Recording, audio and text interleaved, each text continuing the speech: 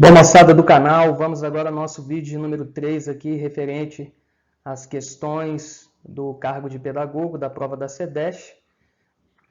Então vamos lá, olha só, a primeira questão trata sobre uma das gerações de compreensão epistemológica, definidas aí por Edgar Morin, importante filósofo contemporâneo francês. Então, a transdisciplinaridade corresponde a um novo modo de conhecimento, associando-se à dinâmica da multiplicidade das dimensões da realidade e se apoiando no conhecimento disciplinar. Então, partindo justamente dessa ótica da disciplinaridade. Gera ainda uma nova teoria e uma nova prática. Então, da disciplinaridade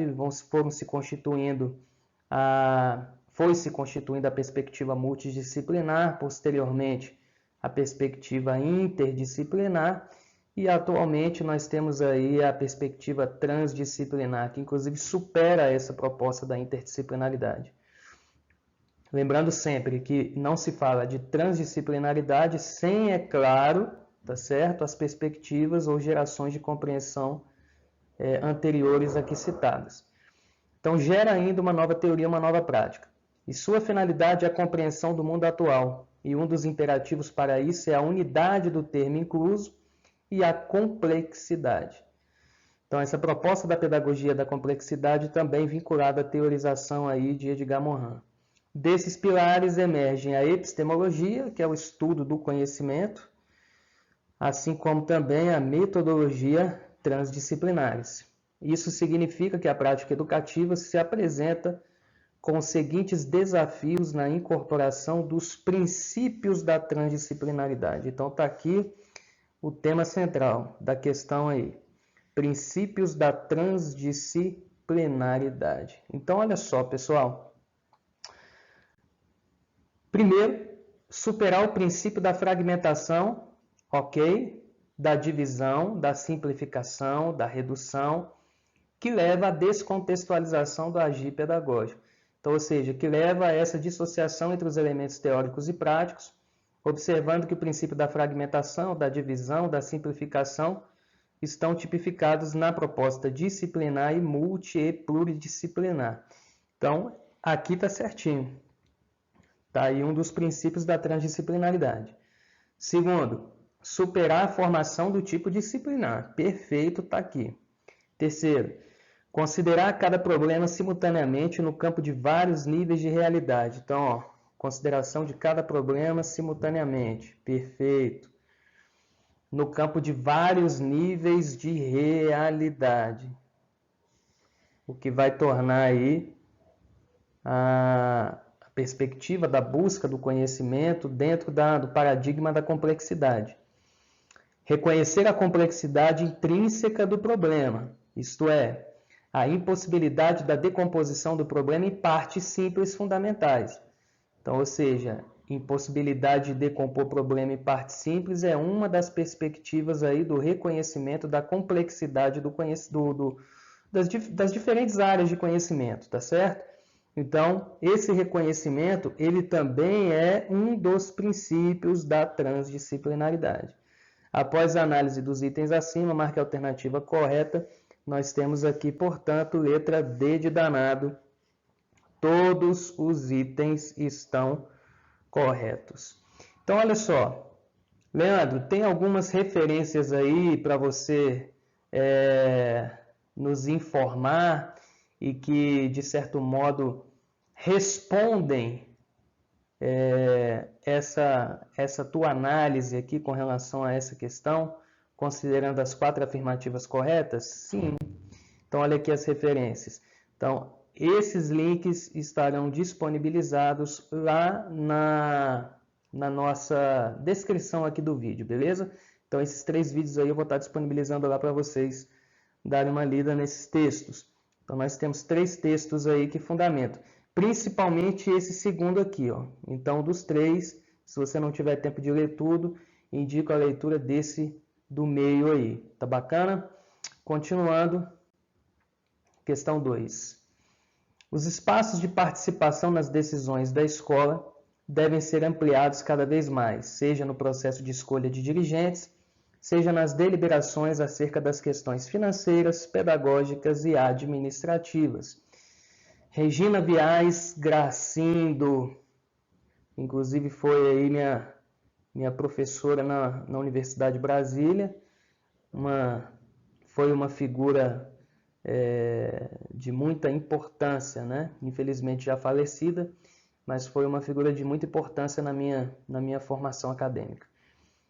Então, na obra Gestão Democrática na Escola, e a partir desse entendimento, a ponte alternativa que apresenta as finalidades do Conselho Escolar. Então, nós sabemos que o Conselho Escolar é um importante órgão colegiado que contribui diretamente para não só a implantação, como também para o fortalecimento da gestão democrática da escola, no âmbito da escola pública. Então, olha aqui, a alternativa que apresenta as finalidades do Conselho Escolar. Dentro dessa perspectiva dos espaços de participação nas decisões da escola. Então, letra A. O Conselho Escolar é um órgão, sim, é um órgão colegiado, que visa a garantia da participação das comunidades escolar e local nas tomadas de decisão da escola, numa perspectiva de emancipação da comunidade, tá certo? A comunidade escolar que abrange aí todos os segmentos envolvidos direta e indiretamente na escola.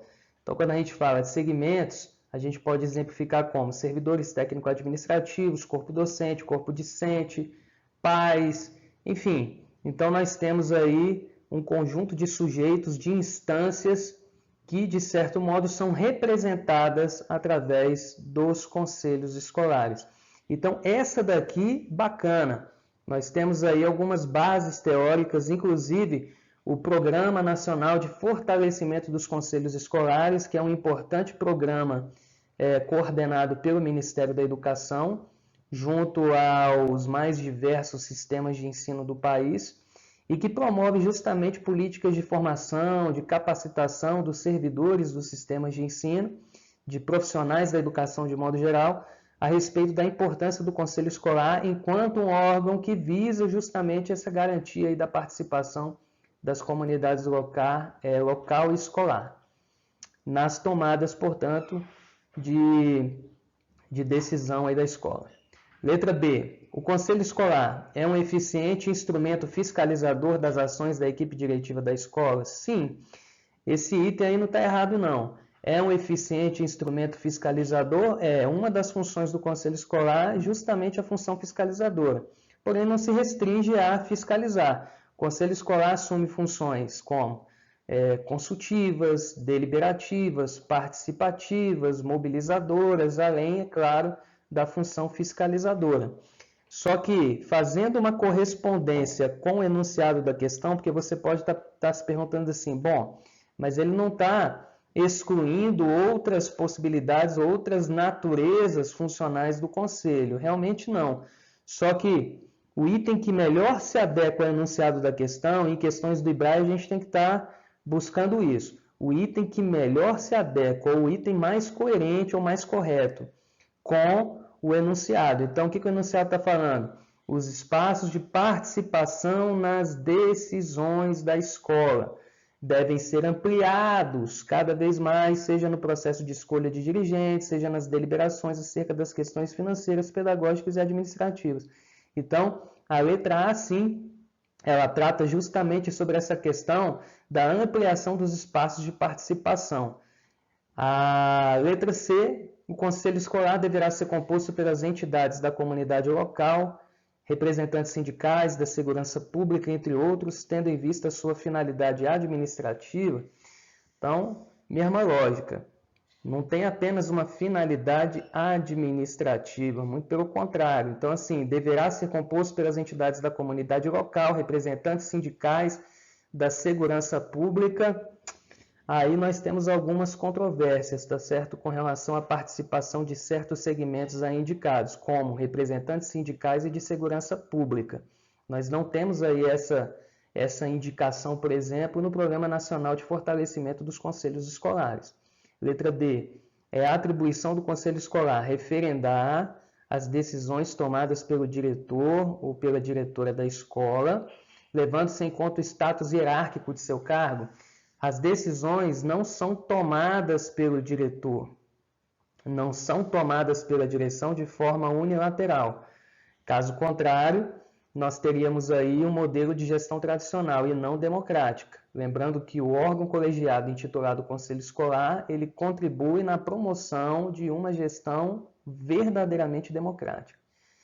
E letra E, o Conselho Escolar é um órgão instituído pela LDB, cuja finalidade é disciplinar o repertório comportamental dos estudantes, não tem nada a ver com disciplinar repertório comportamental. Então, questão 2 aí, letra A de aprovado. Bacana? Uma vaga sua. Aqui, ó, tá aí uma referência também, que eu vou deixar lá na descrição do vídeo. Questão 3, sobre a estrutura organizacional da educação brasileira, estabelecida no artigo 21 da LDB. Assinale a alternativa correta. Letra A. O ensino fundamental está organizado em 8 séries distintas de acordo com as faixas etárias dos estudantes. Não são 8, mas sim o quê? 9. 9 séries distintas. Letra B. A educação infantil é uma modalidade de ensino e por isso não conta com recursos do Fundeb. Ela é modalidade? Nananinanã. Ela não é modalidade. A educação infantil é o que, moçada? Etapa. Ela é uma etapa. Então não é modalidade. E lembrando o seguinte, ela conta sim com recursos do Fundeb, que é o Fundo Nacional de Desenvolvimento da Educação Básica, que ao contrário do Fundef, o antigo Fundo Nacional de Desenvolvimento do Ensino Fundamental, que tinha um aporte financeiro voltado exclusivamente para o ensino fundamental, o Fundeb já contempla aí toda a educação básica. Letra C. A educação básica se subdivide em 3 etapas: educação infantil, ensino fundamental e ensino médio. Aqui está certinho. As 3 etapas que compõem a educação básica. Essa questão aqui está bem simples. Letra D. Na educação básica, a EJA deverá ser ofertada apenas para os estudantes de nível médio? Não. Nós sabemos que a educação de jovens e adultos ela tem 3 segmentos. O primeiro segmento atende alunos dos anos iniciais do ensino fundamental. Segundo segmento, anos finais do ensino fundamental. Lembrando que para ser inscrito ou matriculado na modalidade EJA, primeiro e segundo segmentos maiores de 15 anos de idade. Já o terceiro segmento, aí sim, envolve estudantes de nível médio, a partir do quê? De 18 anos. Beleza? Então, essa aí está errada. E a letra E, a educação básica é perpassada pelas modalidades de ensino, educação infantil e ensino fundamental, não.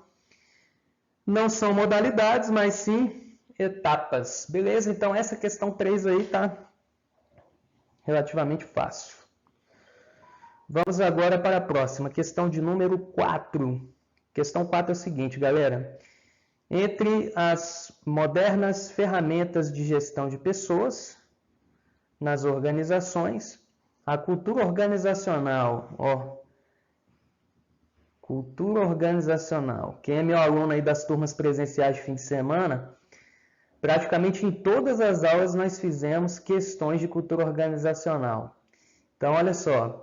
A cultura organizacional contribui para a eficiência das relações corporativas e tem sido aplicada em análises institucionais em diferentes áreas, incluindo a educação e a assistência social.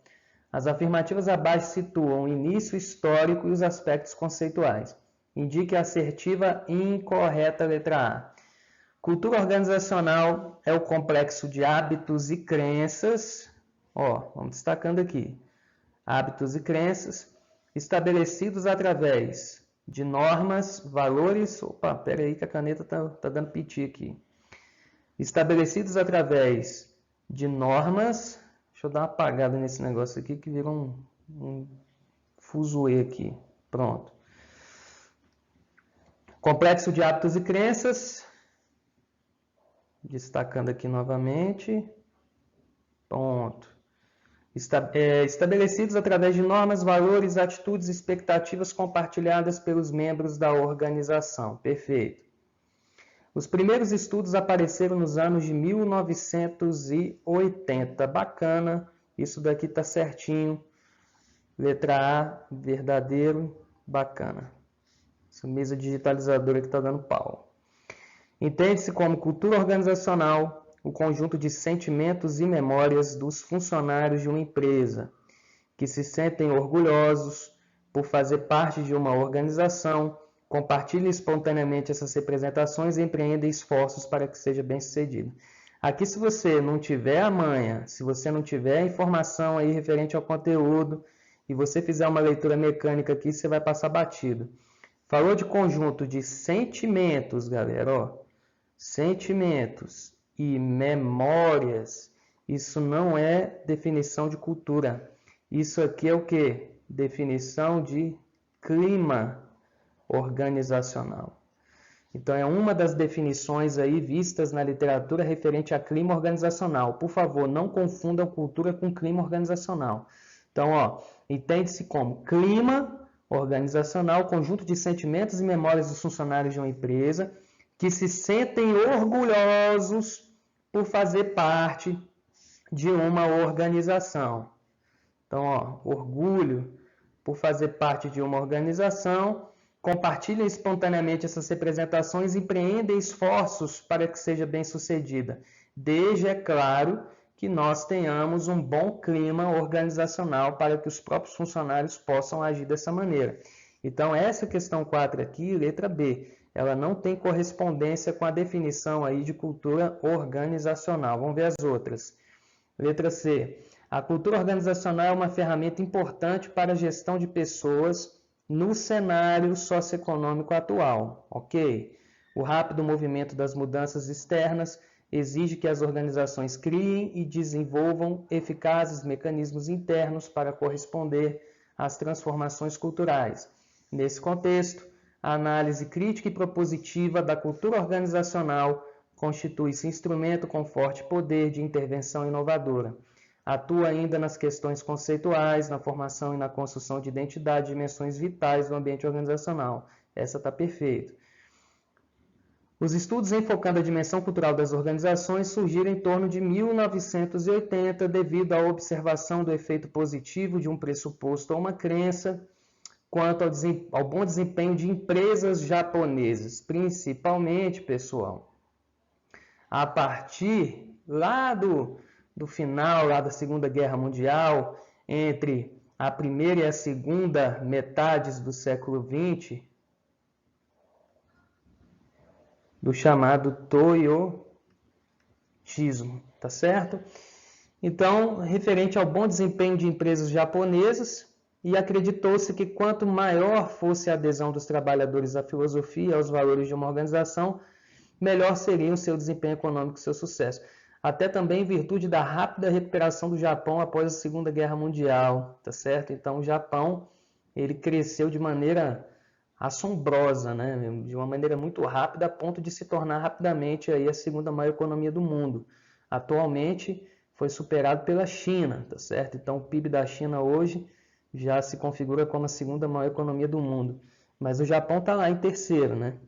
Então, letra D, perfeito, correto também. Isso faz parte aí da contextualização histórica dos estudos, enfim, relacionados à temática da cultura organizacional.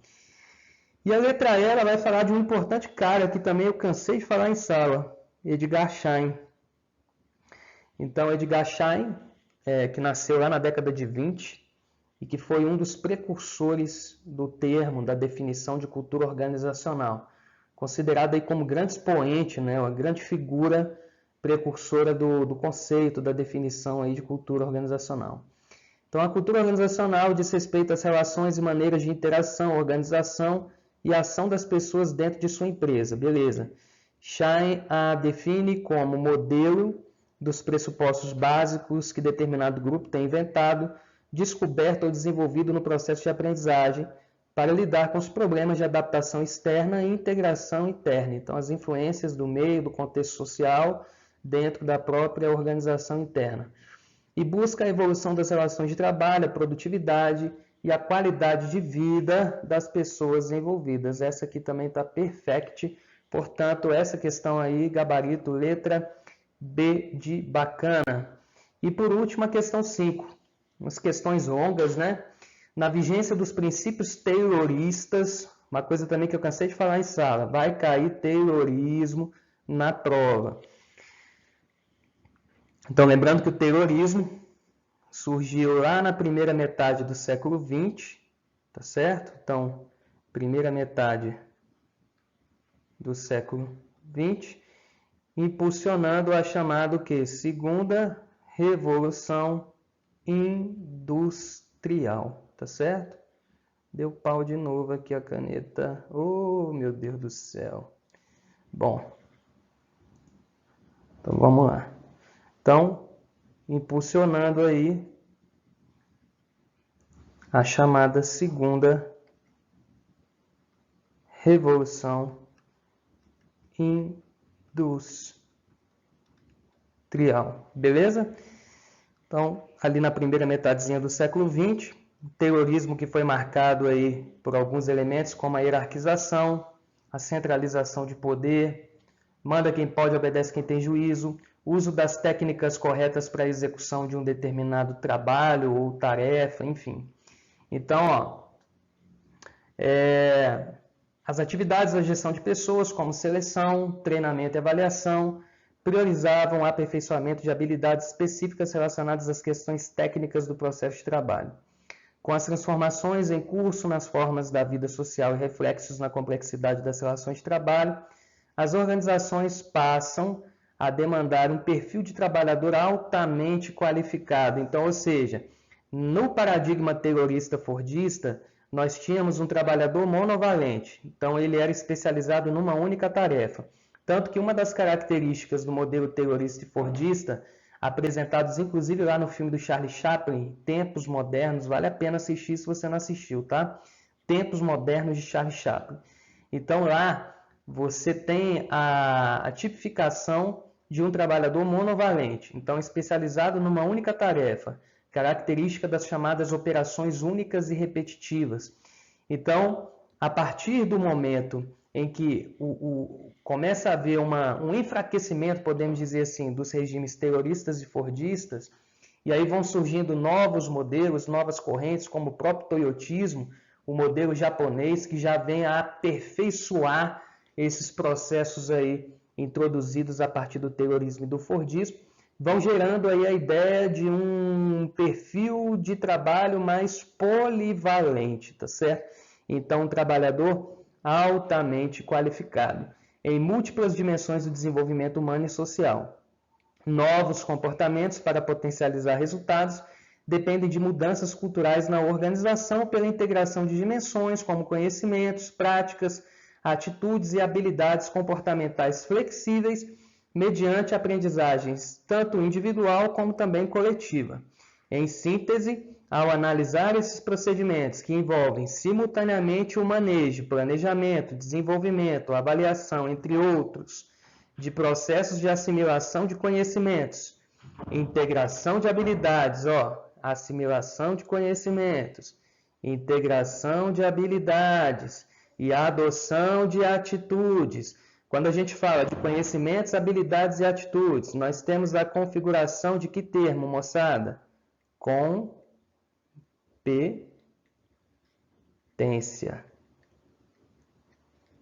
Leandro, tua letra é horrível, sem dúvida, já é feia. E com essa mesa ela fica mais ridícula ainda, tá, pessoal? Ela não é tão ridícula assim não, beleza? Então, eu peço a atenção de vocês. Hoje a mesa aqui também está dando pau. Mas, enfim, vamos que vamos em frente, ó. Então, falou de conhecimentos, habilidades e atitudes, definição de competências. Então, o macete é o seguinte, nessa questão, já liga o sinalizador. Porra, se ele está falando de conhecimentos, habilidades e atitudes, dependendo lá das opções de julgamento, eu já vou buscar algo que tenha correlação com gestão por competências, alguma coisa vinculada à competência. Em contexto organizacional, visando a maximizar resultados, referimos-nos às ferramentas denominadas o quê? Aonde tem competência aqui? Aqui, ó. Tem algum outro lugar que tem competência? Não. Desenvolvimento de pessoal e manejo de processos? Não. Desenvolvimento de competências, aí sim, porque quando você fala de desenvolvimento de competências, automaticamente você está desenvolvendo todo o pessoal da tua organização. E a avaliação de desempenho. que é um outro instrumento de gestão organizacional de suma relevância para o próprio desenvolvimento de competências. Como é que você vai avaliar, por exemplo, se as competências estão ou não sendo desenvolvidas, se há ou não um conjunto de conhecimentos, habilidades e atitudes sendo agregados individual e coletivamente falando, sem o processo de avaliação? Então, essa aqui tá bacana. Ó, desenvolvimento de habilidades? Não, porque não se restringe a elas habilidades. Nós temos também, além das habilidades, conhecimentos e atitudes. Gestão de desempenho e gestão democrática? Não. Isso aqui não é âmbito escolar, isso aqui é âmbito organizacional. Se liga. Autogestão do trabalho e autogerenciamento do trabalhador também não. Então, nós temos aí a correspondência com a letra B de bacana. Tá certo, pessoal? Então, finalizamos o nosso terceiro vídeo aí da CEDESH. Ao todo já foram 15 questões gabaritadas e comentadas. E aquela bela história, ao longo da semana aí a gente vai finalizando, inserindo aí mais alguns vídeos com gabaritos e comentários. Então tá aí o gabarito final. Fica ligado aqui no nosso canal, dá um likezinho, ativa o sininho, compartilha o máximo aí que você puder com seus amigos, com seus conhecidos que também fizeram a prova. E é isso. Aproveitando a oportunidade aí, também se inscreva no canal e te desejo aí uma ótima reta final, podemos dizer assim, né, de preparação para a prova da CEDESH, já que a prova já foi remarcada aí para abril. Então, que nessa reta final aí você tenha através do seu empenho, dos seus estudos, você tenha o devido sucesso, tá bom? Lembre-se sempre que você é capaz e uma vaga é sua. Tamo junto. Até mais.